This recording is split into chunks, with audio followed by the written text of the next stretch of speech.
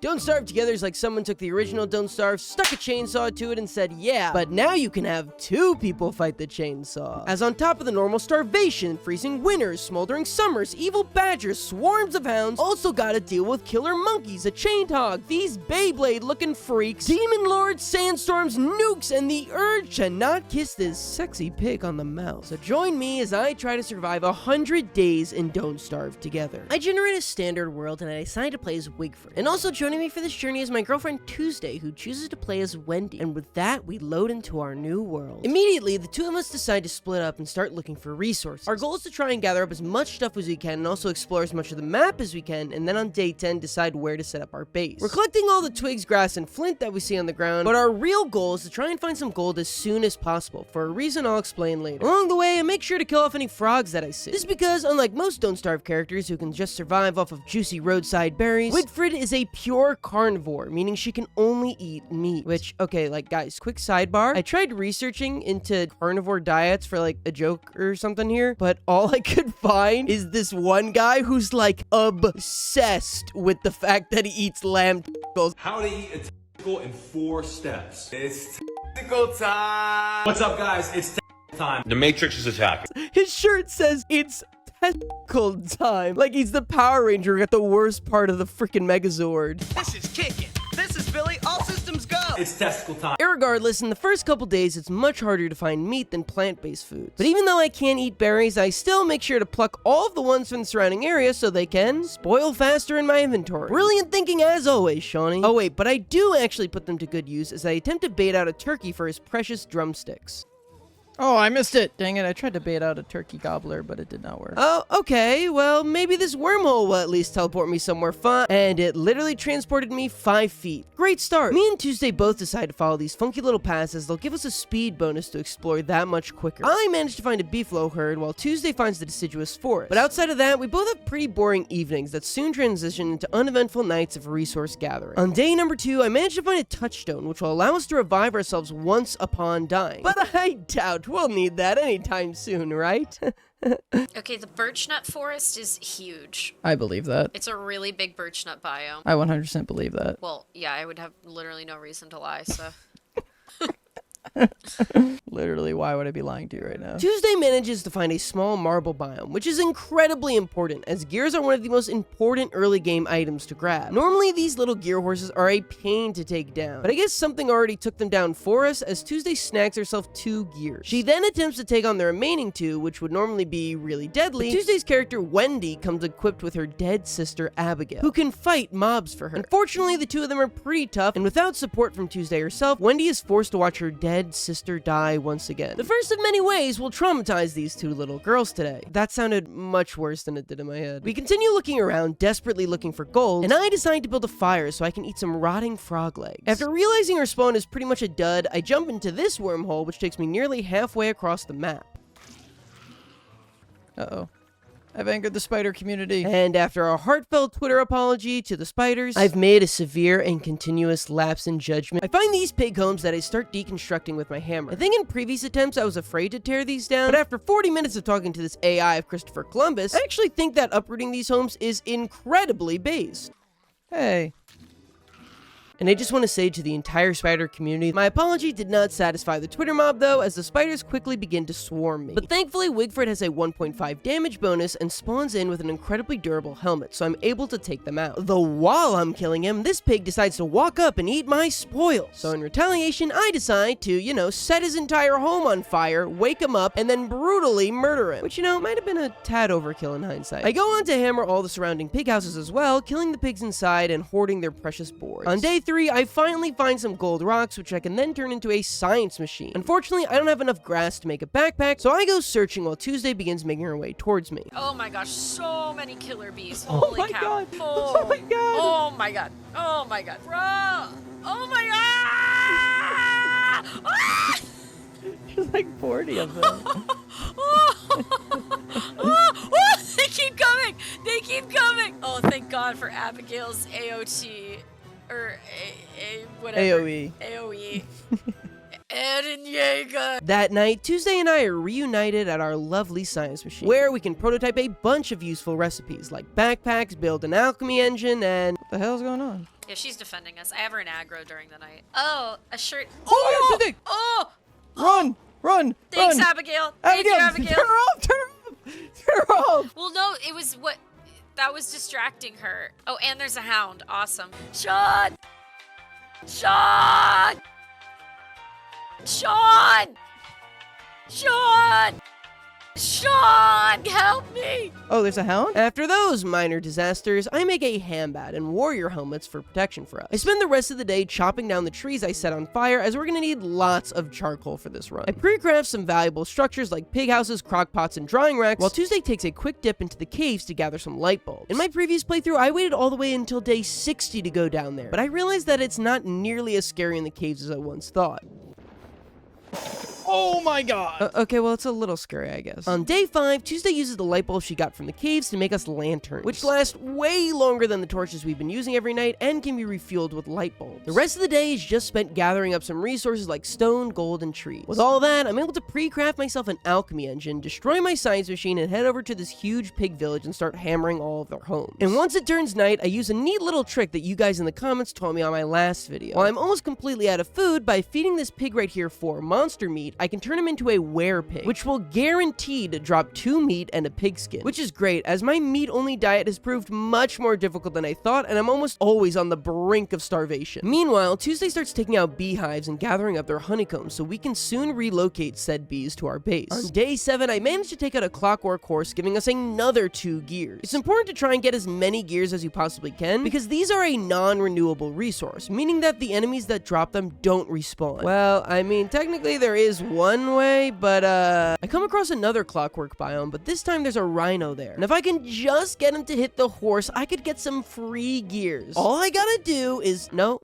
not that way. If I could just get him to, okay, could you just hit the horse already? This ends up taking so long that I also start to go insane in the game, and shadow monsters attack me. And while these things used to be the bane of my existence, the biggest thing I accepted when I chose Wigfrid is that I'd need to get over my fears and kill these guys whenever they came. You see, in my original 100 days, whenever I started to lose sanity, I'd head into the desert and cook up some cacti for 15 sanity apiece. However, on Wigfrid's meat-only diet, that's no longer an option for me. So against my better judgment, I take it head on. And you know what? It really wasn't that bad. Like, despite these stupid things tormenting me for hours when I started playing this game, they really aren't all that hard. Like, all you do is run away from them, wait for them to attack, hit them once, and repeat. I managed to take out the nightmare creature without getting hit a single time. In fact, this makes me so unafraid of going insane, I start just eating raw monster meat, which gives me minus 10 sanity and minus 10 health. And you know, surely this won't lead to an extremely bad habit of me being nearly insane, like, all the time. Surely I wouldn't do that and put this entire run into constant jeopardy. On day 8, me and Tuesday take stock of our current map to start scoping out where we should be setting our base up. We like this general area right here, but before settling, we decide we should connect to this left and right side to see what biome's in the middle. All right, giant bummer of the week. Please take a look at the map. Oh my god!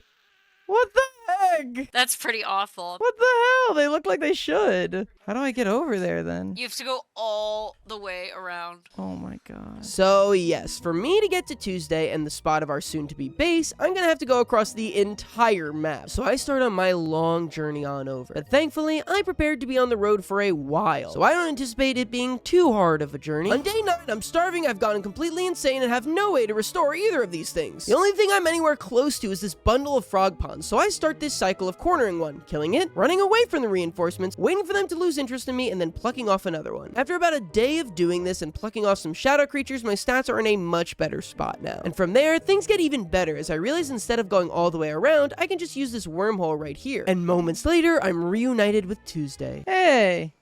Hey, I missed you. I bring a friend. On day 10, Abigail slaughters an entire frog village. Like, Jesus Christ, that was brutal. You needed frog legs, right? After that, we settle on a base location, so after clearing the nearby spider populations, we can finally settle down.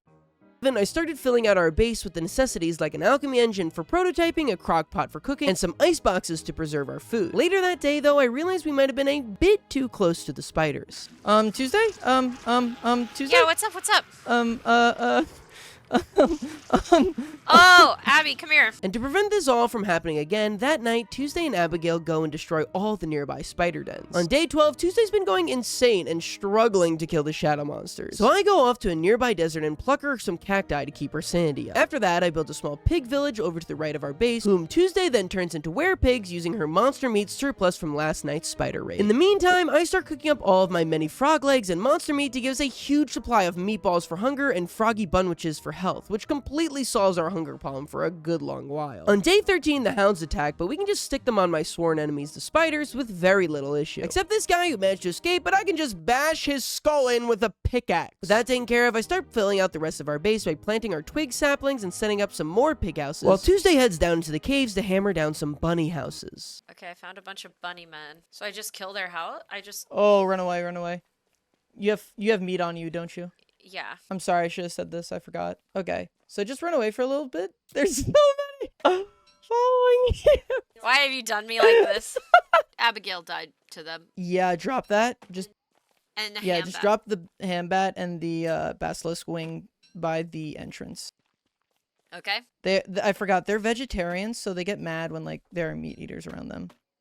Okay. Yes, the vegan bunny men get quite hostile to anyone carrying meat near them, but once Tuesday manages to drop all her meat, she can head back that way, completely ignored by the bunnies now, and tear down their houses. Tear down their literal houses and they'll ignore you, but have one piece of moldy meat on you and they go insane. The next morning, I head back over to the Empire of Hives and catch myself some bees for us to get our honey production off the ground in the coming days. Eventually, some bees tear through my helmet, but I'm so close to the swamp and we're in desperate need of reeds for our birdcage, so I decide to push it and head there next, which surprisingly goes really well, and I'm able to grab 13 whole reeds without sustaining a single tentacle hit. On day 15, I grab some more cacti from a nearby desert before heading home. After that, I use all the reeds I got to craft ourselves a bird cage. I then use this and feed the bird an entire stack of monster meat, to which he poops out 20 eggs for us, which has to be painful, right? Meanwhile, Tuesday is running away from some hounds in the desert, which should be no problem as long as she just keeps... Holy Oh Sean. my god.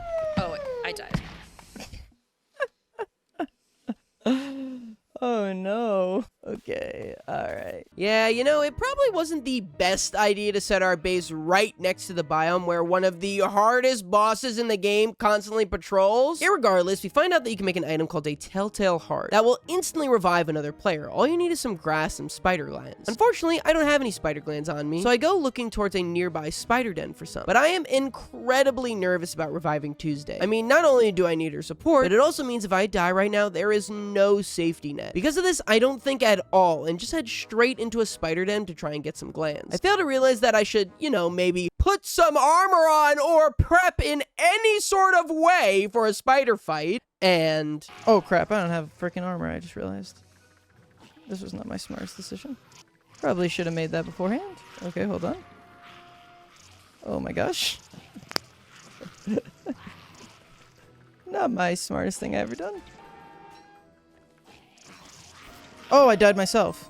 And with that, me and Tuesday were both dead, and the world was completely gone. All of our 15 days wasted. Unless... Yes, if I could just make it back to that touchstone from earlier, I could revive myself and save this entire world. But the touchstone was all the way across the map from where I died. And we were on a race against the clock, as once everybody in a Don't Starve Together world dies, the entire world resets in just 2 minutes. If I could just make it to the touchstone in that time, we'd be saved. But if not, we'd lose everything. I start making my way across the ocean as time trickles down. 60 seconds, 50 seconds, 40 seconds. When I've made my way across the ocean, I have just 20 seconds left. And then time ticks down to the final 10 seconds. Oh my god.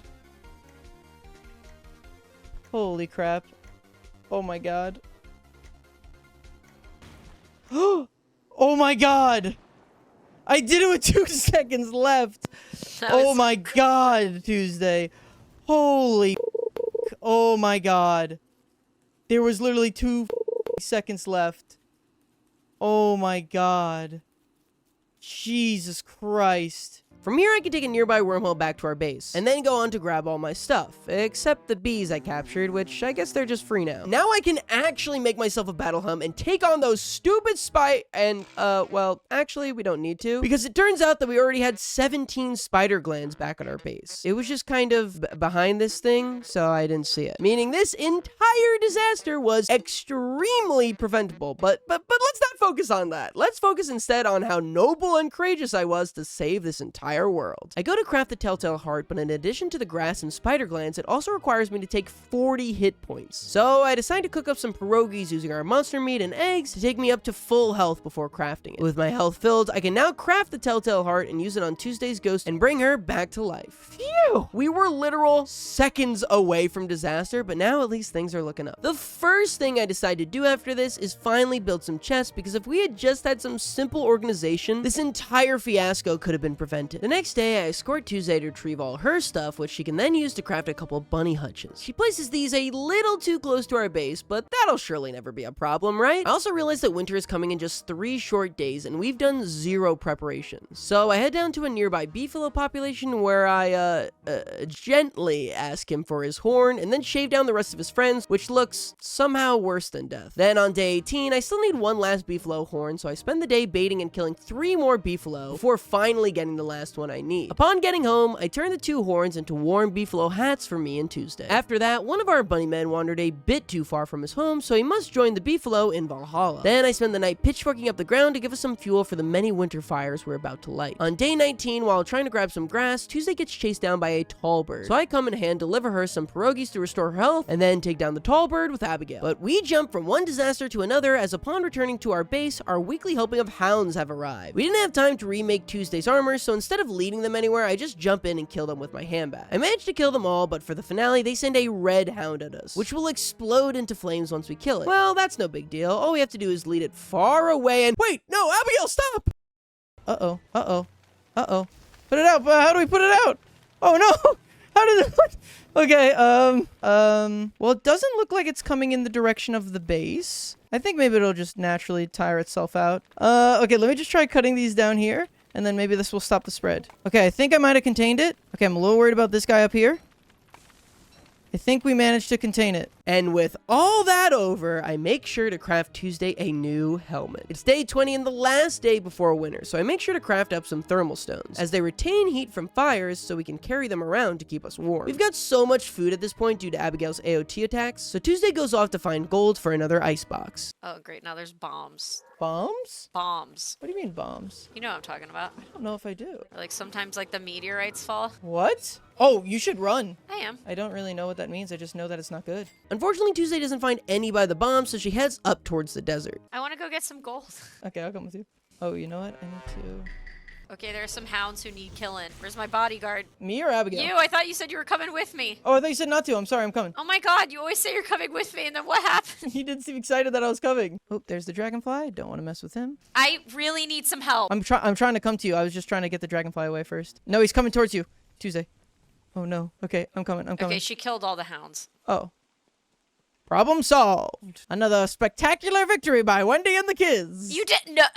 Nobody does it like us. I do finally manage to protect Tuesday while she collects some gold. As it turns night though, winter creeps in and we both begin to freeze. Luckily, I'm still at the desert and can heat myself up with these little lava pools. But Tuesday did not have the same luxury, as she freezes just steps away from our fire pit. But I'm able to return home, throw some wool on the fire, warm up, and then craft myself another telltale heart to revive her. And while this revives Tuesday, she now has to be extra careful, as each time you're revived with a telltale heart, you revive with 25% less total health, meaning Tuesday's now sitting at 50% of our normal health, which could easily lead to disaster. But that's a problem for the future, as today is the first day of winter, and we make sure to throw on our warm beefalo hats to prevent another freezing disaster. And I know the past couple days have been absolute mayhem, but despite it, we're actually looking pretty good going into winter, mostly on account of the huge stockpile of food that Tuesday and Abigail managed to secure. Which is why on day 21, I take it a little slower and recruit some pigs to help me cut down some trees for some much needed wood, as our chest system is abysmal. Yeah, just some nice, relaxing tree chopping. Oh my god! What? No! Did you die? No, there's a living tree and he's killing my pigs! No! Oh my god, he killed them all like instantly. That wasn't very nice of him.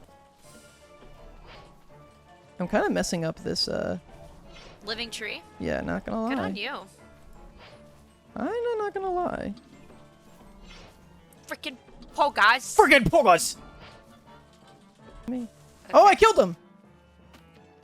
But as retribution for my pig brethren, I take the rest of the day and kill the living tree, giving me some valuable living logs. I also build this trap in front of the pig houses. By placing something that pigs want to eat, like pig skin, inside this completely unreachable gate box, the pigs will be too mesmerized by the pig skin and won't go in during the evening anymore, meaning we can have easy access to them whenever we need. Except right now, because, they were slaughtered. Brutally. Then I end off the night finally making some more chests. On day 22, we go to the walrus camp and fight the McTusk family. And while these guys are usually pretty hard to kill because they run away so speedily, Abigail can stun lock them, which gives us enough time to catch up and make quick work of them. Unfortunately, the treasure we're after, McTusk's tusk, was nowhere to be found, so we'll have to come back once they respawn. We spend the rest of the day clearing out spiders before freezing, so we head back to our base. On day 23, we head down into the caves as our lanterns have run out of fuel, so we need to pick up some more light bulbs. While we're down here though, we make sure to pick up some mushrooms as well, as cooking pierogies requires a vegetable, which mushrooms somehow count for. Our trip lasts well into day 24 as well, as we fill out the map surrounding our cave entrance before getting hungry and servicing midway through the day. Upon arriving home, I get to cooking and make some pierogies and also some honey ham. You're gonna see us make a lot of honey hams, as this recipe only needs meat and honey, and Abigail's AOT attack makes killing bees easy, giving us a huge stockpile of honey. On day 25, we convert and slaughter some pigs before being attacked by a different gang of walruses. Tuesday manages to take them out and grab us the ever-valuable walrus tusk. On day 26, the hounds attack, but thankfully, the pig protection squad is back online and can take them out for me. Then we spend the rest of the night grabbing some grass, as Tuesday realized we have no drying racks at our base, and jerking is going to prove invaluable for our upcoming Deerclops fight. After getting those online, we use the walrus tusk that Tuesday got to craft me a walking cane, which will let me move 25% faster while I hold it. Now, if you're wondering why we crafted it for me, even though Tuesday found it, she said, and I quote, "I would rather you come quickly to save me than me have to quickly try and run away," which I do not think I have successfully done that once in this entire series, so there's certainly some performance pressure on me now. On day 27, I head over to the grasslands, as I'm going to need 4 live rabbits to make a prestihaddle, which will allow me to start making magic items. But now that I'm thinking about it, why does this need 4 living rabbits? Like, are there 4 little wheels for them to run on in there? While I'm over here, I also shave some beefalo, as their fur works really good as fuel for our fire. Thank you for embarrassing ourselves for our mild warmth, beefalo. But I've got one more goal before heading home, and on day 28, I achieve it in pitchforking up this carpet. This does absolutely nothing, but the purple color looks pretty, which I thought might make Tuesday happy. Speaking of Tuesday, she's doing actually important work and has slayed the walrus once again, giving us a much needed last walrus tusk. I spend the rest of the day getting even more carpet before finally returning by nightfall. The next morning, after dealing with some shadow creatures, I start placing some carpet down, and I realize now that you can't actually see it because of all the snow on the ground. But trust me guys, it's there. Tuesday spends the day following around this little ghost boy who apparently gives her like goodies or something, but she has to follow him for like a day straight. Okay guys, I'm gonna be honest, I have no idea what she's doing. I just know that sometimes she follows this little guy around and he's annoying and he sucks. That's all you need to know. We're lacking wood, but most of our pigs are dead, so I attempt to recruit a bunny man to help me chop down these trees, but I guess they don't do that? I don't even know why we brought these guys to the surface. They've been nothing but annoying, honestly. But now I'm stuck with this stupid bunny, but I don't want him to be at our base because if Tuesday has any meat on her, he'll attack her. And since I get my carrot to him, I can't slaughter him myself, I guess? So I try to stick the pigs on him, but then they just start chasing me. So it was meant to be a short log trip has now turned into an army of pigs and rabbits parading around our base. Awesome. The bunny man ends up attacking Tuesday, but loses interest after killing a pig. It's day 30, which means the winter boss Deerclops is spawning in today. And funny story, me and Tuesday actually did another run before this one where I played as Weber. We got around 30 days into it, and then we both ended up dying to Deerclops and losing our entire world. So safe to say, we're a little nervous. We spend the morning preparing football helmets and log suits for armor, as well as backups, pierogies for healing, and jerky to restore our sanity, as Deerclops' sanity drain is by far the most dangerous part about him. After preparing all day, we head away from our base and make a small satellite base with a fire and a sign. This is because Deerclops is always attracted to player-made structures, so we hope the sign will lure him over to us. With that, now we've just got to wait for his arrival. So we wait and wait and wait. And is this guy coming or what? Oh, Tuesday! What? I found him! Before we start fighting, what ended up killing us in the last playthrough was actually freezing, as the fight went on for so long that we got cold. So this time, I make sure to place down a campfire that I then lure the Deerclops to. As we start the fight, both me and Tuesday are having a pretty hard time dodging his attacks. The hitbox for where his little ice attack goes is kind of unclear. Also, this living tree pulls up and starts taking pot shots at the Deerclops too, which I'm not sure if that's making this fight harder or easier. We're still really struggling with the fight, constantly constantly taking hits, and Abigail even dies. But it's then that I have a realization. You know what? If I put my walking cane in 1, and I can keep switching to my walking cane to walk away faster. Oh, wow. Okay, that works. This realization blows this fight wide open, and I start dodging a good chunk of Deerclops' hits. I'm able to survive long enough for Abigail to respawn. The living tree even starts getting some good hits in. This gives us the final push we need. Nice! Nice! We got him! Now that fight was definitely way easier than the last time we fighted, or even any of the other bosses that we fought in my original 100 Days video. And while I'd like to chalk most of that up to the World Champ difference, it's time to explain Wigfrid's final mechanic that I've been putting off. So in addition to the previously stated 25% extra damage, Wigfrid also receives 25% less damage than other characters. But on top of that, in Don't Starve Together, she'll get health and sanity back every single time she hits an enemy. This is why during the fight, you rarely saw my health go very low at all. Apparently this tanking quality makes people consider Wigfrid a noob character. And to anyone who's gonna go comment that on this video, like, yeah, I know I'm a noob. I died to 3 spiders just 10 days ago. Have you even been watching this video? With the Deerclops defeated, we spend the following day just cleaning up all of his wreckage and picking up logs from all the trees he knocked down. On day 33, Tuesday accidentally started a fire in the forest very close to our house, but luckily, using some ice from our icebox, I'm able to put it out before it spreads too far. And after that, we rush home as we're both starving. On day 34, our beefalo hats have nearly broke, so I craft a sewing kit using some hound's teeth that brings them back up to 100%. After that, I head back down into the caves for a quick light bulb restock trip. On day 35, the hounds attack again, but thankfully the wave is still small enough that we can just stick them on the piggies. Spring will also start tomorrow, which means that all the snow on the ground starts melting up. When do we get a carpet? Oh my gosh! Oh, that's not Shoo good. la la! Oh my gosh! I thought it made the base feel a little bit more bassy. Oh, that is she. Nailed it. I accidentally service using the wrong caves entrance, but I use this opportunity to gather myself up some basic resources like twigs and grass. We're nearly through winter, so things are about to get a ton easier for a while. I just died. What the hell? What? How? Out of nowhere, I just died. What happened? What happened? What happened? You gotta come back. I'm coming back, but what happened? I was putting fuel on the fire. Okay. And then what happened? And you know, if this was my footage, I would definitely point out the irony of dying to darkness when you have not 1, but 2 torches in your inventory. But this is my loving girlfriend's footage, so this is a good time to point out that in our first playthrough that I'm not showing you, I died 5 times in 20 days, with almost all of them being to hunger. Point being, in a game as complicated as Don't Starve, sometimes it's just the simple things that you forget. So I trek back through the caves to our base, craft another telltale heart, and revive Tuesday. And with that, it's day 36 and the 1st of spring. And to welcome us into the season, it immediately starts raining. Tuesday uses the Deerclops eyeball to craft an umbrella, giving her full rain protection. Deerclops only dropped 1 eyeball though, so I'm stuck with an umbrella, which doesn't protect me nearly as much. But thankfully, rain is the only real obstacle you need to avoid in spring, so it shouldn't be too much of a concern. What the heck? Tuesday, no, no, no, no. No. What? I didn't do anything. No, not you. I'm just freaking out. No. Okay, I extinguished the science machine though. Okay. That was scary. We need to build a lightning rod. I'm learning. Lightning. How do we make that? We need 4 gold and cut stone. Okay. You stay here, guard the base. I'm gonna go grab us. How do I guard the base? How do I guard the base? With your ice. With ice. We just need rocks and gold. I'm gonna go get it and come back. Hey, and don't forget me when I'm gone, okay? Oh my god, this is too stressful. You can't leave me here? Just hold the ice on you. And then if anything sets on fire, just extinguish it immediately. Oh my god! Oh my god! Did something set on fire? I died. It struck me. Really? Yep. Oh no. Okay. Everything's burning. I'm coming. No.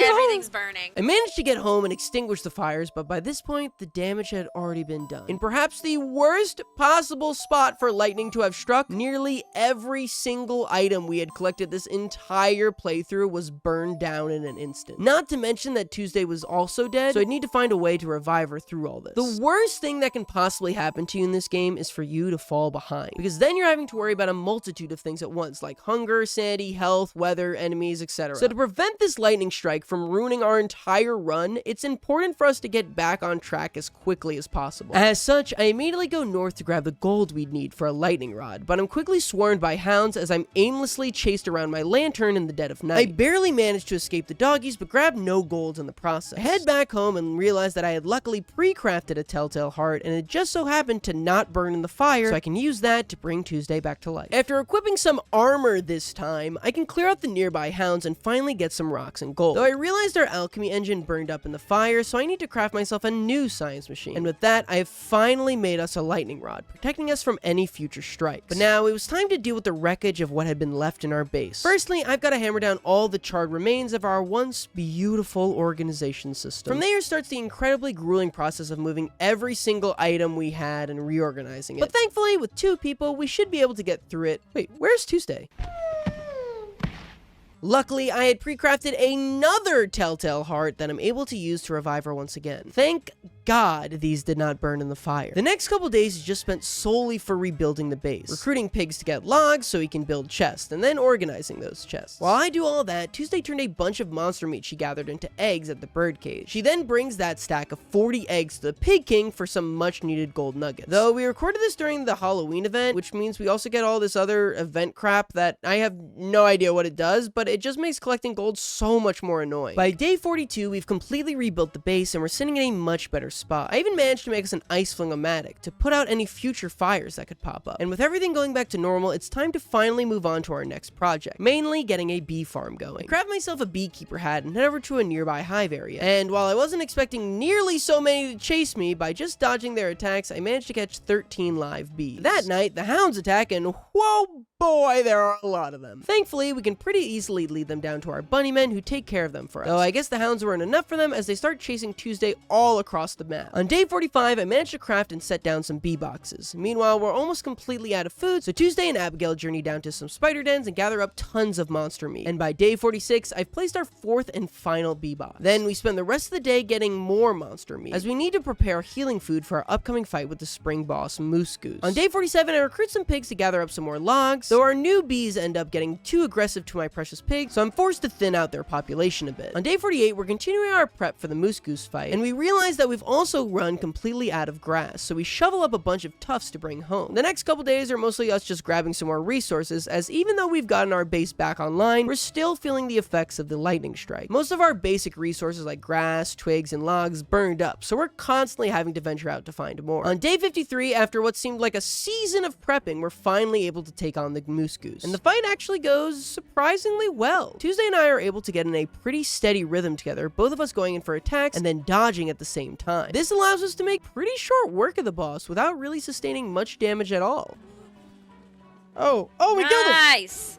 Nice. Oh, what the hell? What the frick? What the hell? The kids are mad! Oh, they're mad you killed their mom. Oh god! Well, I guess I gotta kill them too. But thankfully, throughout the season, most of the goose children have already been murdered by other means for us, leaving just 2 for us to take on. Well, I feel kind of bad doing this, but Oh, I don't want to do that again. we're only gonna do it one more time. Tall birds I feel nothing for, though. Oh yeah, goodbye. After spending day 54 recuperating, on day 55, it's time to fight our second Moose Goose. And if you're wondering why we're fighting him a second time, it's because the lack of children last time meant we got less down feather drops. Why are down feathers important? Well, they make luxury fans, and those are able to instantly put out any fires, which, you know, given our previous history, seems pretty important for us. Unfortunately, about midway through the fight, it starts raining frogs from the sky, and Tuesday is forced to retreat. I managed to stick the frogs on the goose, and they use their collective tongue power to finish him off. Though the swarm of frogs had weakened me so much that I'm forced to retreat before taking on the children. I rush home to craft myself some new armor so I can jump back into the fight, but along the way, Tuesday dies to a crawling horror, putting any Moose Goose plans on complete hold. After taking a second to heal myself up, I head back over to where Tuesday died, craft a telltale heart, and revive her. Then I can go back to where we fought the Moose Goose and pick up all of the feather and meat remains. We also spend that night guiding a pack of frogs away from where Tuesday dropped all of her stuff. And amongst all this chaos, I didn't even get to mention that it turns summer. If you don't know, summer is commonly regarded as the hardest season in Don't Starve. And while Tuesday has her nice eyebrow to keep her cool in the increased heat, I realized I have nothing. So I rush over to the desert above our base to grab myself some cacti flowers with hopes of turning them into a tropical shirt. However, I'm also gonna need reeds for this shirt, which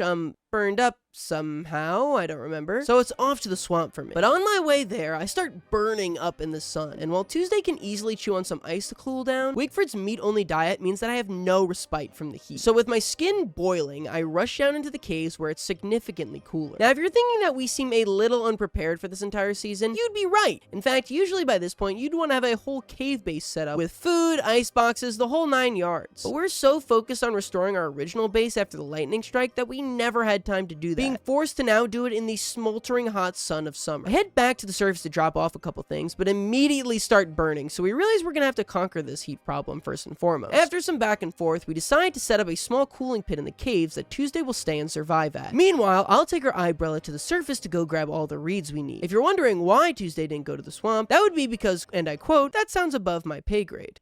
All right, honey. I'll make you proud, honey. I'll come back. I swear I'll come back. Once I got everything figured out, I'll come back, I swear. I'm not gonna leave you, honey. And while I left Tuesday down there all alone, all she really has to do is wait until I get back. So really, it should be. Well, despite things starting off a little scuffed, I think we're gonna be fine. Cool. Oh my god! What's happening? After coming back to revive Tuesday, we decide that actually no, I'll stay in the caves and Tuesday will get the reeds from the surface, which she manages to grab after just one single day. After collecting the reeds, Tuesday makes her way through the caves as she is now starving and I hold all the food. After reuniting, I feed her and we start on our journey back to our base. Oh! These guys are cool. These guys are cool. Trust me. I've rolled with these guys before. Okay. They can hang. They can hang. Eventually, we journey through a bunnymen village, only for me to forget that I had meat on me. Oh no. Oh no. Run! Oh, run! I'm stun locked. I'm done. I'm cooked. Sorry. You don't have to apologize to me. But it's okay, because Tuesday can just head up to our base, grab some spider. Fungomatic. Turn on the fungomatic. Turn on the fungomatic. It's running on fumes is what it said. Oh, just put wood in it. Put wood in it. Put wood in it. Put I wood in don't it. have wood! Boards? Anything? Grass? The hounds are baying! I thought we were good, man. Oh my god. What the is that? This is just what I need. Is a meteor shower. Thank you. I was hoping there'd be a meteor shower I was soon. actually just thinking that. And after all that, Tuesday manages to bring me back. 2 seconds later. Death to all How was I supposed to?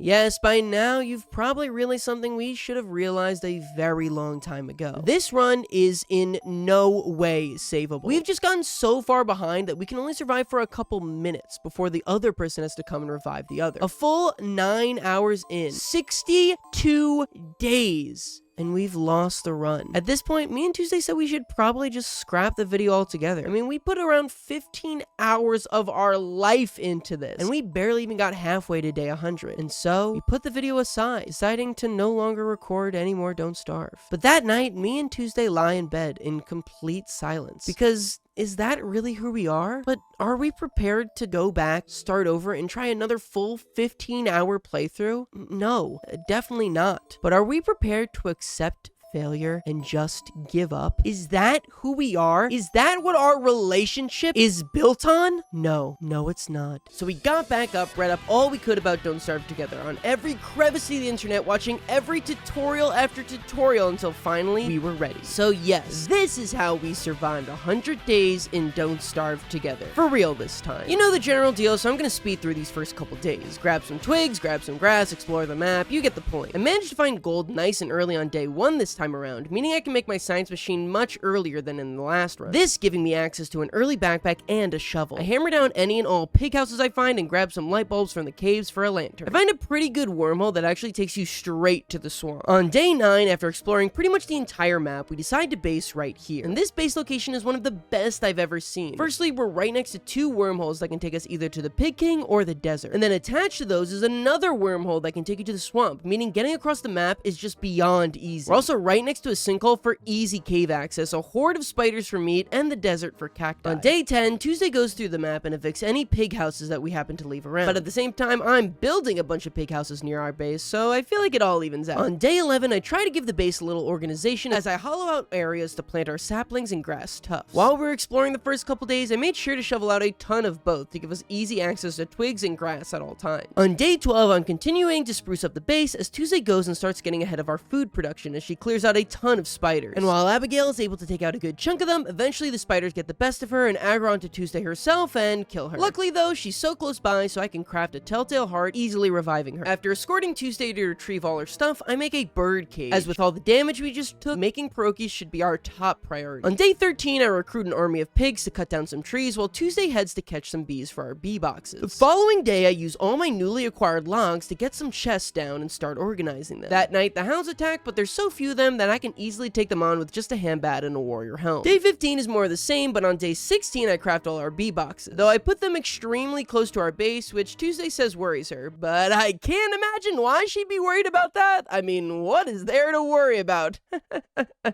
On day 17, I trap some bunnies for the magic hat machine, shovel up some grass tufts for base, and then spend the night making the beefalo look like lamb testicle. I mean, it's testicle time! The following night, me and Tuesday get a pretty good system down where she feeds a pig monster meat, turning it into a werepig, and while I kill it, she starts feeding the next one. This lets us gather hordes of pigskin for handbats very quickly. On day 19, I craft the prestidigitator. I didn't really explain much about this last time, but basically this allows you to craft a bunch of different magic items, the most important of which being meat effigies and the shadow manipulator, which we'll get into later. We spend the next couple days just doing some prep work, and just like that, it turns winter on day 21. I know I've been jumping around a ton, but if you couldn't tell, things are going really well this run. We've got a surplus of all our basic resources, hordes of food, all our necessary structures are set up, and hey look, I even remembered to set up a lightning rod this time. We're both feeling extremely good going into winter. On day 22, we go to fight the Walrus, and luckily the wormhole right next to our base puts us at their igloo. Just another reason that this base location is so amazing. We kill them, but unfortunately we don't get the tusks, so we head to another nearby walrus igloo. Along the way, we stop in the swamp and see a ward that I do not quite understand, but that doesn't matter as one of the fallen tentacles has dropped a tentacle spot. This is usually a pretty difficult drop to get as killing tentacles is hard, and this only drops 20% of the time from them. I absolutely needed one of these before spring, so getting one here is huge. And while we're here, we need to make sure to pick up some reeds as well. On day 23, we find another walrus camp and take out the whole family easily, but they still don't drop the much needed tusks. We raid another one right around the corner, and surely at a 50% chance, the third one we kill...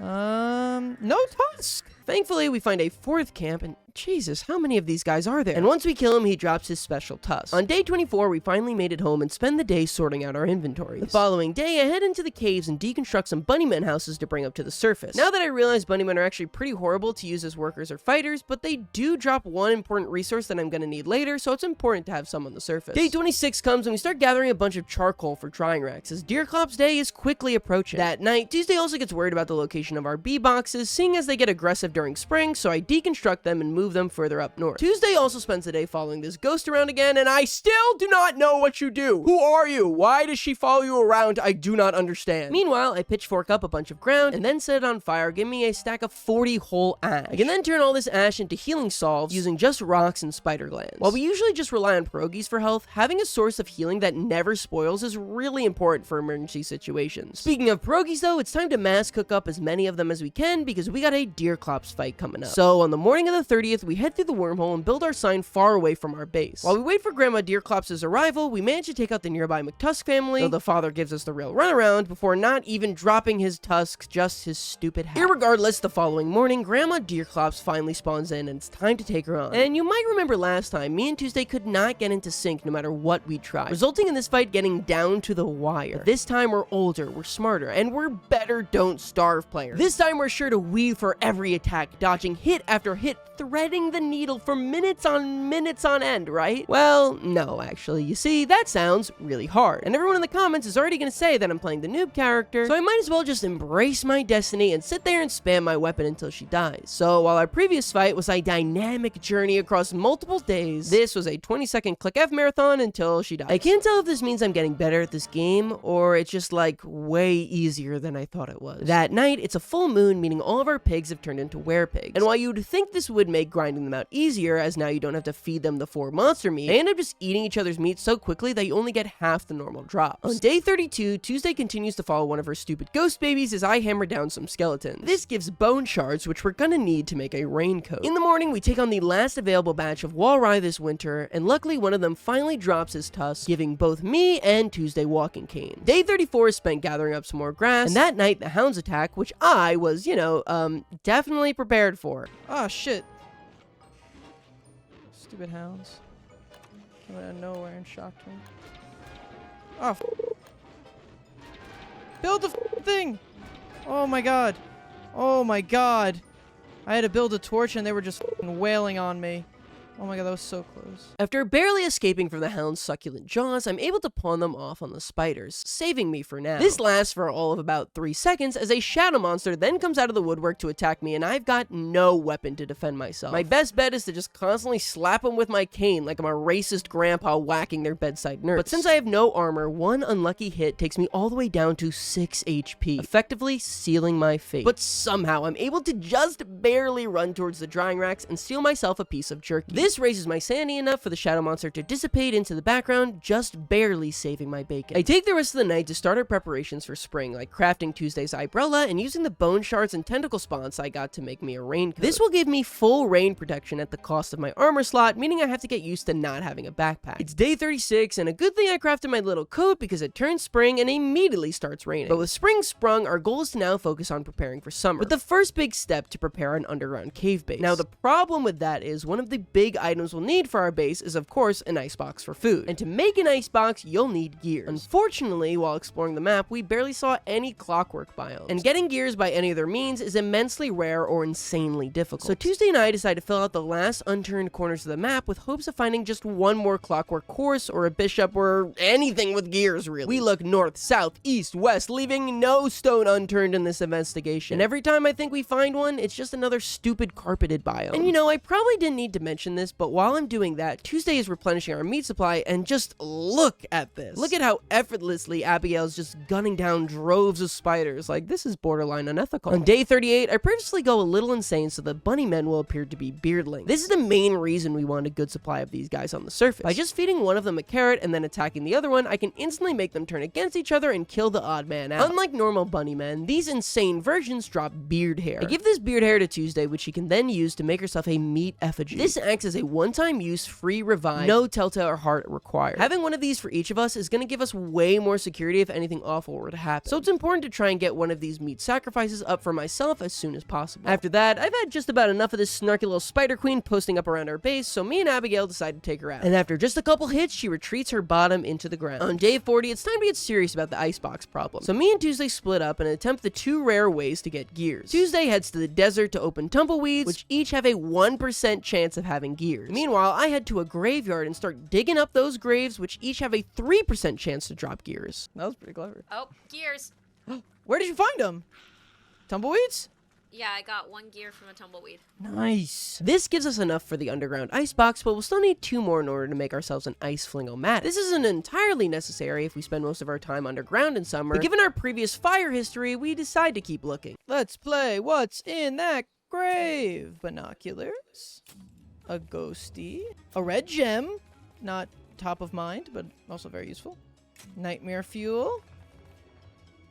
Gears! Really? Really? The drop in sanity from grave robbing has me spend the rest of the day fighting off shadow creatures. The following day, I turn all of my grave trinkets into the Pig King for some gold, while Tuesday continues to look for the last gear. With no luck on it, we opt that night to make the ice flingomatic over the icebox, as we could just get more food if we needed it in the caves. It's day 43, and time to fight the moose goose once again. And we definitely rushed into this, as you can tell by my nearly spoiled handbat and lack of any real preparation. I've got the rhythm of the goose down pretty well, but the low damage of the spoiled handbat drags this fight on. This eventually results in me losing my helmet, and I've got no backup. Tuesday selflessly gives me her own helmet, as she'll just opt to focus on support while I try to close out the fight. This drags the fight all the way into the morning of the following day, where even my backup helmet breaks. Now, just barely protected with our log suits, we kill the moose goose, starting the second phase of the fight, angry babies. I'm doing my best to kite all the babies, but there's just so many of them. Oh my god, that did so much damage. Oh my god, I'm gonna die. Alright, let's retreat. Okay. Let's retreat. I attempt to hold off and distract the babies while Tuesday goes and grabs us reinforcements, but eventually we get split up, hopelessly running away, barely hanging on. We'd need a real miracle to make it out of this one. Oh, the bees are fighting them. What? Oh, the bees killed them. What? Let's go. Oh, let's see. Bring them to the bees. Abigail, this is our only chance. Don't blow it. Oh, I killed it. Nice. Oh, now there's a bee after me. You're not part of this, man. Phew! I ended with literally 0 armor. That could not have been closer. Luckily, we're just barely able to inch it out. That night, I craft all of our feathers into some luxury fans to put any fires that just so happen to hit our base. On day 45, I take our pigs to cut down some trees, which ends up spawning a tree guard, which I realize I've been calling living trees this entire video, but I'm like way too lazy to go back and fix it now. I end up killing the living tree and grab myself some living logs. That night, the hounds attack as I realize my lantern has no fuel in it. I try crafting a torch, but the hounds attack and stun lock me. And I lost my torch. Can you make one? Yes. If I can craft one. No, I'm gonna die. Are you serious? Yep. You're gonna die right now? Just craft it. Oh, I have it on me. Never mind. I'm good. I'm good. I'm good. I'm good. Oh my god. Scary. Oh yeah, now I'm gonna die. Luckily, just seconds before death, I'm able to craft a torch and then flee into the cave, keeping me safe from the swarm of hounds. That was way too close for comfort, dear God. Once it turns morning though, I can stick the hounds on the spiders and get away basically scot-free. I take the following morning to cook up some pierogies to get me back up to full health. That night, I take the blue gem we got from the winter hound attack and the red gem from the graves and craft them together to make a purple gem, which I can then use with some living logs and nightmare fuel to make a shadow manipulator. This is a magic crafting system that's a step up from the Prestidigitator. Most importantly, it allowed me to start making one of the best weapons in the game in dark swords. These do way more damage than even a freshly made handbat at the cost of your sanity while equipped. And since sanity's pretty easy to manage, these are going to be one of the most important items in the game going forward. On day 47, I chug some monster meat, driving me insane, clear through another batch of beardlings, and craft myself a meat effigy. After spending some time prepping, on day 49, we head into the caves because it's time to solve our gear problem. Remember how I said there was another way to find gears? Well, there is, but involves one of the most difficult areas in the entire game, the ruins. And keep in mind, we struggled with 4 hounds the other day. And this is one of the most difficult areas in all of Don't Starve, an already incredibly difficult game. But our hand has been forced as we've exhausted pretty much any other source of gears. But before we can enter the ruins, first we gotta find them. So we group up and start filling out the map for the caves. And while we know mostly everything that happens on the surface, the caves are a complete question mark to us. Oh my god, what the fuck are those? What the fuck is that? Oh. Hands off my bread. We venture further on, but eventually a bunch of rock spiders come out of their nests, and shadow creatures come out of these lights and start following us. There's Oh my god! so many. No shot. Are you okay? No. Okay, get out of there. I can't. Yes, you can. Nope. Okay, I'll come try to help. No, just run. Just run? Yeah, leave me. That feels really bad. Oh, there I go. Thankfully, I still have my meat effigy to spawn out of, bringing me right back to life. And then I head back down and grab everything I dropped. Day 52 is spent cooking, day 53 is spent gathering wood, and on day 54, having failed so terribly in the caves, we decide to go back to the old way of accumulating gears. And while I don't find any, I do manage to dig up 2 whole life-giving amulets that will revive a player once upon dying. That was the correct. Gears. Oh, you Gears. found them? Gears. Gears. Nice. Oh my god. I did it. We did it, Joe. We did it. On day 55, I trade some more trinkets at the Pig King, and on day 56, it turns summer. As such, I head to the nearby desert to pick up some cactus flowers that I'll need for my floral shirt. Oh my god, what the fuck is that? Oh. What the fuck is that? Okay, time to get the pigs in on this. Oh, no, there might be firehounds. Okay. I'm bringing them to spiders. I Okay. don't know what the fuck a varglet is, but, you know, the spiders can sort of deal with them. Who will win, varglet or Spider Queen? And long story short, as much as I would have loved for their massive Twitter mob to finally be canceled, the spiders win. On day 57, I craft myself a floral shirt to keep me cool during the summer, though it takes up my torso slot again, which means another backpackless season for me. Our plan for summer is to retreat into the caves, but before we do that, apparently the summer boss will nuke your base unless you kill him first. Okay, no problem. So let's just kill him, right? That's what you'd think. So now you wonder, okay, where do we have to go to kill the boss? To the desert. Okay, let's go to the desert. Well, no, since it's summer, there's actually a sandstorm in there right now. Okay, well, how do you get to see in there? Well, you need to craft the desert goggles. Okay, well, how do you craft those? Well, you can't. Well, why the hell not? Because first, you need to get the blueprint. Okay, where do we get the blueprint then? Well, you gotta go to the middle of this random desert, somehow find a pool of water and fish into it. Okay, well, that seems complicated, but at least it's a guaranteed chance to dig up the blueprints. It's not, of course. You actually only have a small chance to dig up a package that holds the blueprint. But then that package only has a 25% chance to actually hold the blueprint at all. Now explain to me how anybody in their right mind was supposed to find any of that out without first linking it up on the wiki. How? How, Clay? Irregardless, after doing all of that, I managed to fish up the blueprint and make us a pair of desert goggles. Now all we gotta do is go and fight the antlion, and oh, he's destroying our base anyway. Awesome. Just awesome. All I wanted to do was kill this stupid boss to prevent him from blowing up our base, but because Clay wanted us to chart the Fibonacci spiral using macaroni first, he gets to just do it anyway. Awesome. Great mechanic, guys. So before he decides to nuke our base again, we head on over to the antlion to fight him. For this fight specifically, I actually made us marble suits. They make you walk significantly slower, but give you tons of damage reduction. Using them, we're able to just sit here and wail on him. Well, I guess me and Abigail are. For some reason, the antlion trapped Tuesday on the other side of the sandcastle fort. Irregardless, after a couple minutes, we're able to take him out. And for defeating my new swarm nemesis, we get the blueprints for a turf razor helm and a lazy deserter, as well as a new resource called desert stones and some trinkets. But more than that, we get the pure joy of taking out this absolute buffoon. We spend day 63 restructuring our base, as apparently these sinkholes won't be going for 33 days, dear God. So we begin the arduous process of picking up everything that was in our chests and building a completely new layout. This takes all of day 63, 64, 65, and 66. No!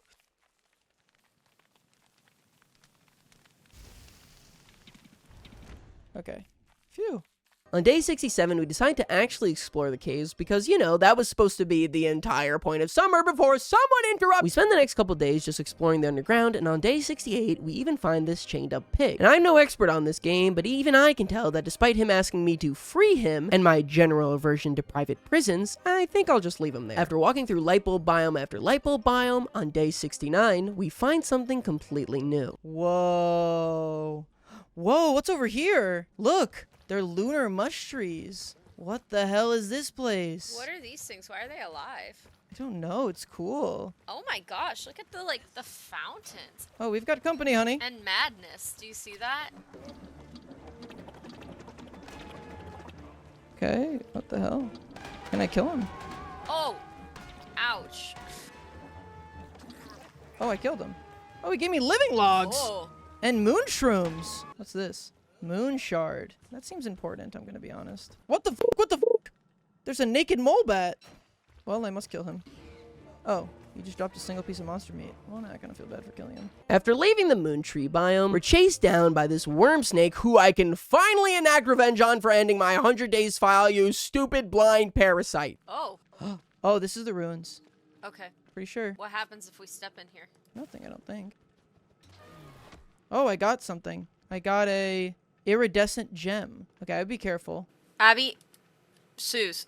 Because, yeah, do you see there's a centipede? What the fuck is a centipede husk? Lunar... Oh, wait, no, I don't think this is the ruins. I think this is something else. Ancient moon statue. I'm scared. I wonder what happens if I mine this. Whoa! Oh, this is the ruins. I got Thusalite. There are relics here. Really? Okay, I think we should come back here when we're a little bit more prepped. Okay. Because I'm just getting a little scared. And so we head back to the surface and realize that we made it through summer. Meaning now we have officially survived a full year in Don't Starve Together. And with the most difficult season behind us, we can now coast in autumn. Which is perfect because for the rest of the playthrough, me and Tuesday want to start gearing up for a full ruins dive. As that will have meant we've conquered one of the hardest areas in the game and that we're true gamers. And first in that quest is getting plenty of pig skins for football helmets and hand bats. So I take tonight's full moon and slaughter all the werepigs. Day 72 is spent debriefing after our long caves trip doing housekeeping things like sorting chests and cooking up some more food. On day 73, I head to the Decadewey Forest and try to gather up some moles. But while I'm waiting for them, the hounds attack. Unfortunately, I cleared all of the pigs out of this area, so I'm completely defenseless, and honestly a little confused how I'm going to take all these hounds on, before seeing that one single pig has survived houseless this entire year. So I let the hounds kill him while I weaken them from behind, destroying the wave. Lucky for me, this also baits out the moles, whom I can then bop on the heads with my hammer. I can then use these moles to also craft 2 pairs of moggles, which when used in the dark gives the wearer complete night vision. That night, the spider's dens have spread way too close to our base, so I take the time to destroy any of the tier 3 dens and plant the tier 1 egg a bit further away to give our home some breathing room. You might have also noticed that I look different for the rest of this playthrough, and that's because I actually have no self-control, and I spent $4.99 on a little skin for my Wigfrid. But I mean, just look how cool she looks. The rest of the day is just spent cooking more pierogies, so that on the following day I can pre-craft a bunch of telltale hearts in case of an emergency underground. Tuesday and I also take some time to clear out the nearby spider queen that was orbiting our base. On day 77, Tuesday is attacked by Autumn's boss, the Birger. Now, if you don't know, I have a bit of a storied history with the Birger. In my original 100 days video, I was super proud as I had made it further than I ever had. Then Birger proceeded to nuke my entire base and kill me twice. And after all that, he despawned, so I didn't even get to kill him. So this battle is extremely personal. I've never been able to kill this guy. I don't want to tell you that until right now. Oh. Okay. Ow. You ain't bitch. Oh, he hit my freaking handbat away. What an asshole. Alright, I'm gonna fight my demons really quick. How are you doing? My sanity is not doing like super hot. Okay, I'm gonna attack these shadow creatures and then you can attack yours while I hold off the burger. No, it's okay. Like, don't worry about me. I'm always worried about you. Are you fighting him again? Yeah. Oh, my handbat! I feel like this is going pretty well, honestly. Uh-oh. You okay? Yep, I just lost my helmet. Okay. Do you want... I had to back up, I I had was to gonna back say, up. do you want me to drop one? Oh, he's... Oh, Don't die. no, he's coming for you. It's much worse. I'll be okay. No, it's not that. Well, I know you'll be okay because you're competent and strong. It's the base. No, I'm back. I'm back. Ah, the demons. Ah, my walking cane. That didn't sound good. He destroyed my football helmet. Alright, I'm gonna simply have to go sicko mode for the end of this fight. Okay. I know you asked me not to, but I'm gonna simply have to. Oh, my football helmet just broke. I tanked him a little bit. Do you see his health now? Oh my god. Nice. Alright, I'm done with this bitch. My sword. Oh shit, I only have 29 health. Go! Go! I need your help. I need your help. Yeah. Oh, okay. Hands off my girlfriend! Nice. Nice, nice, nice. And that's the power of love. With Berger down, we spend day 79 both unwinding from the fight and preparing for our next one, as on day 90 we're headed back down into the caves. After spending the entire day headed back to what we think are the ruins, on day 81 we head inside. Now all we've heard about the ruins is how insanely difficult it is, and how some of the toughest enemies in the entire game lie down here, which is why we came so prepared with weapons, armor, backup armor, healing, sanity restoration, and even telltale hearts. Okay, there's a... I don't know what that is, I'm gonna be honest. Should we attack it? Oh. Oh, okay. It doesn't seem too strong. Oh. Abigail, that felt a little cruel. Yeah, I don't think that was very nice, Abigail. Yeah, we did not encounter those tough enemies here. In fact, it was pretty much all quiet on the western front with no enemies at all. There were a couple of these statues we could mine for a new ore called Thusalite, but other than that, that was it. We've been seeing these centipede husks all over the place though, so after exploring the entire area, we must up the courage to fight one. Oh. What? That was it? Well, I guess we didn't find the ruins then. I don't know what this place is. Hold on, let me check really quick.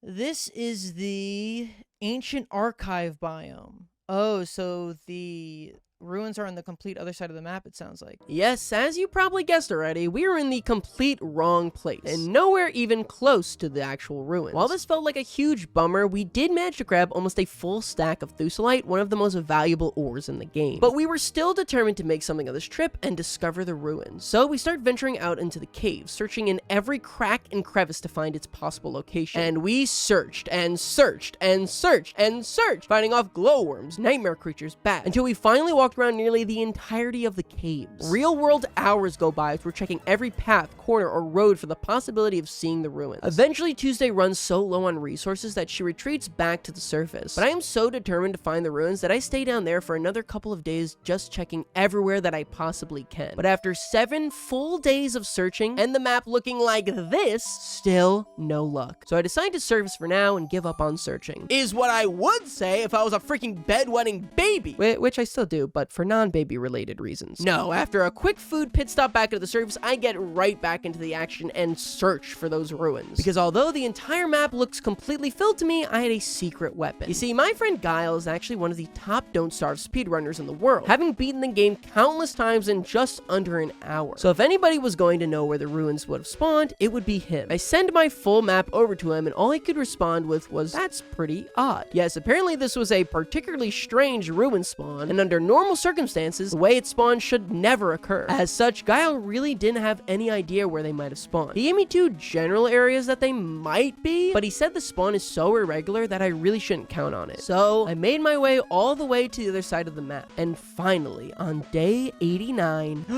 Oh, I think I found it. Oh, I found him. Oh, I found the ruins. I think. Found a monkey. And even though Tuesday's not with me, since our knowledge of the ruins is less than 0, I decided to scope out the area first. The first thing I noticed is that there are clockwork knights, but if you just keep running away from them, they can't really catch up to you. Same with a lot of the other ruins enemies. There are really only two main groups you need to watch out for: the clockwork bishops and the nightmare creatures. The bishops have a ranged attack, so even if you run away, they can still nail you from halfway across the map. And the nightmare creatures just spawn in such large numbers that it's incredibly easy to get stun locked. Oh no.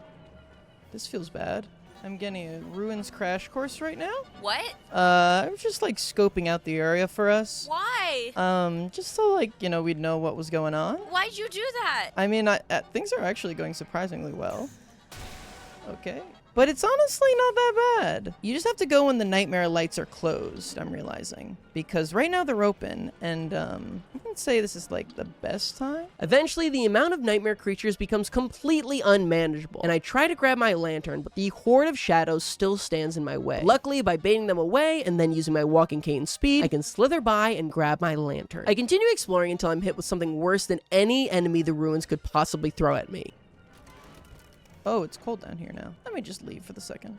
Okay, the monkeys are not fun anymore. They're no longer friendly. Oh my. Oh my, they're quite dangerous. Oh my. Okay. Uh-oh. Oh, and there I go. You died? Okay. Yep. Well, we learned a valuable lesson. What lesson was that? I'd love to hear it out loud. Well, So it takes me most of day 91 to get back to our base, but once I return, Tuesday's able to revive me. I also make sure to put my beefalo hat back on, as I had been underground for so long that it was now winter. But with just 8 days left on our run, me and Tuesday were determined to finally conquer these ruins. Mostly because I know that if we don't, all the comments will just be saying that we suck. So once again, we go into prep mode, cooking, crafting armor, and oh, look at that, I need 1 log to repair my beefalo hat. Let me just cut down this tree real quick and... oh, What? there's a tree guard at our base. Cut down 1 goddamn tree. Oh my god, there's 2. What the f? There's 8 of them. What the f? Oh god, and I don't have a lantern on me. There's like 8 of them, Tuesday. Really? Yes. I cut down 1 tree. Like 1 of them I could handle. Even 2 of them I could kite. 3, I don't know. And they're big boys, man. Oh, and freaking Charlie got to the light too. Oh, okay, that didn't actually do that much damage. Where did they go? Oh, okay. They're standing right next to our ice boxes. Well, that isn't intimidating at all. Having survived the night, the next morning I can take them on 1 by 1 with no real issue. While it started off as a near run-ending event, it ended up being a huge boon as we now have a ton of the living logs to craft more dark swords. Day 95 is spent further prepping, and on day 96 we're ready to head back to the ruins. We spend the day headed over, and on day 97 we've arrived. See my backpack? I hear monkeys. Oh, nope. Oh, run, run, run, run, run, run, run, run, run, run, run, run, run, run, run, run, run, run. Oh! Up, you got it, you got it. Oh. The monkeys chase us all the way back to the entrance of the biome where we can pick them off surprisingly easily. We take this time to warm up by a fire before heading back. On day 98, the monkeys are no longer angry, so I can finally retrieve the stuff I dropped oh so long ago. That mole has moggles on. Does he? That monkey has your moggles. Wait, that monkey took my He moggles? took your moggles. What the f? Oh, I'm gonna get him back. He took your moggles. What a bitch. You want to fight him? Yeah, I want my f***ing moggles. Oh. I got it. Oh my god, I got scared. He took my lantern. He took my lantern. Thankfully, after Tuesday corners them, Abigail's able to kill the monkeys and get all of our stuff back. Still, the biggest problem we're running into is the constant freezing, as we'll need to keep switching to our armor and taking off our warm clothes. So Tuesday builds us a fire to warm us up for a bit. Eventually, we find where the monkeys are spawning out of and have Tuesday and Abigail hold them off, while I hammer down their spawning spot, making the ruins entrance 10 times less dangerous. But from all the fighting, we're both pretty banged up. So we head back to the satellite base we had made in a safe biome near the entrance of the ruins. But after some time to heal up, restore our sanity, and sort our inventory, we make one final ruins push. Upon heading back to the ruins, we enter a pretty wide open area with tons of clockworks and statues to mine. So I one by one start whittling down their numbers. Luckily, with my dark armor and my dark sword, I'm able to take them out, but that does mean continually having to take time to take out these swarms of nightmare creatures approaching me. What's the eternal fruitcake? That's what they called you in high school. Eventually, though, we end up getting swarmed by clockworks and go to retreat, but it's then that we start freezing and... Oh my, okay, we gotta get out of here. The lantern. Yeah, we're gonna die. Oh, yeah, that's what we needed right now. Oh, there I go. Okay, wait, hold on, I have a telltale heart. Oh, thank God. I died. Okay. And with Tuesday's incredible save, our run is just barely able to hang on. From there, we were beaten and destroyed, feeling even worse than last time. And as much as we wanted to give up, we were driven forward by one single thing. You see, I kind of like already made the thumbnail for this video, and in it, we're wearing Thusalite crowns. So in order to not make this clickbait, we gotta get some Thusalite crowns. So after spending days rebuilding our entire base from nothing, we're just about to head back to the ruins when... Oh no. What? The hounds are coming. Oh my God, there's so freaking many of them. Yeah, there are a lot. Oh, they killed the shit out of Glommer. Oh my God, there's so many. Oh my goodness, there's so many. A worthy foe approaches. Oh, that must be this hog. What's going on? Oh no, dear God. Oh no! Oh no! Okay, run, let's go to the caves. We'll go to the caves. That's the only place we're safe. That's the only place we're safe. We'll go to the caves. Okay, stay with me. Yeah. We'll go to the caves. We'll go to the caves. Everything will be fine down there. Oh my God, what the Okay, after repeatedly going above and below the surface, I'm able to separate the worms, which allows me to only have to take them out in groups of 2 or 3. Where are you, bitch? I'm getting rocks. No, I'm talking to the worm, not you. Oh. And eventually I can take out all 6 worms. And with that, we can finally head back again to the ruins. Last time we actually were able to clear out most of the enemies in this immediate vicinity, meaning we've just got to take out a couple more. Using the moggles, I can pinpoint any remaining threats and, with Abigail's help, take them out. And with the enemies all gone, we can now safely repair this science station by using 6 of the Thusalite that we got from the fake ruins. From here, I'm now able to craft a Thusalite crown for me and Tuesday. This is one of the best armor pieces in the entire game, as it gives a huge amount of damage reduction and an invulnerable shield when you get hit. I also make myself a Thusalite club, one of the strongest weapons in the game, and it gives a speed bonus. And so, after finally making it through the ruins and getting our now ultra powerful gear, we had survived 100 days in Don't Starve together. Well, technically 111, but we still did it! After all this time, we finally did it! Holy crap, I am so relieved. Why is this game so goddamn hard?